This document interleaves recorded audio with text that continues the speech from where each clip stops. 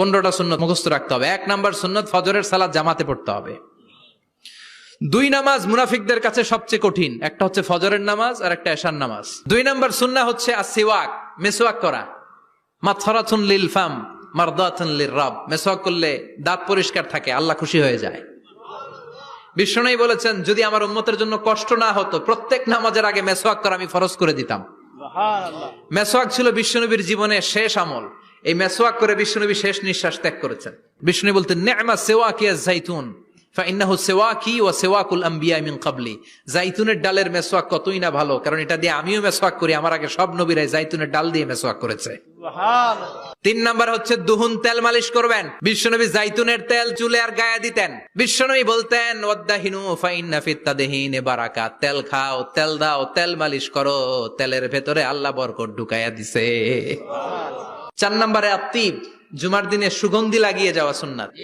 বিশ্বনবী বলতেন, এই দুনিয়ার 3টা জিনিস আমার কাছে সবচাইতে প্রিয়। হুব্বিবা ইলাইয়া মিন দুনিয়াকুম সালাস। 1 হচ্ছে আন-নিসা, নারীদেরকে আমি পছন্দ করি। 2 হচ্ছে আত্তিব, সুগন্ধি লাগাতে আমি পছন্দ করি।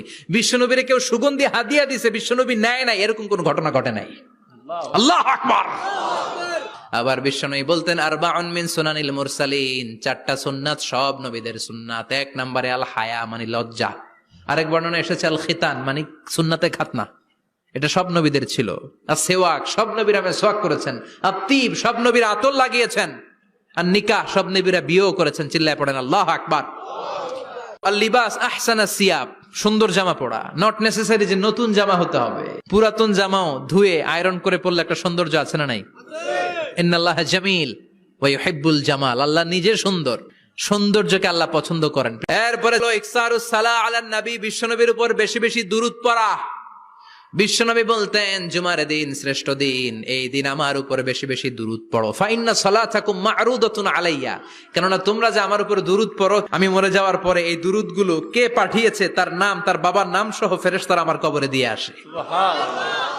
সাহাবারা বললেন, ইয়া রাসূলুল্লাহ কাইফা সালাতুনা মা'রুদাতুন আলাই, আপনি মরে যাওয়ার পরে আমাদের দুরূদ কেমন করে আপনি দেখবেন? ওয়াকাদ আরিমতা, আপনি তো পচে গলে মাটির সাথে মিশে যাবেন। বিশ্বনবী বলেন, ইন্নাল্লাহা হাররামা আলাল আরদি আন তাকুলা আজসাদাল আম্বিয়া, নবীদের লাশকে খেয়ে ফেলা, নবীদের লাশকে পচিয়ে ফেলা জমিনের সব মাটির জন্য আল্লাহ হারাম করে দিয়েছে।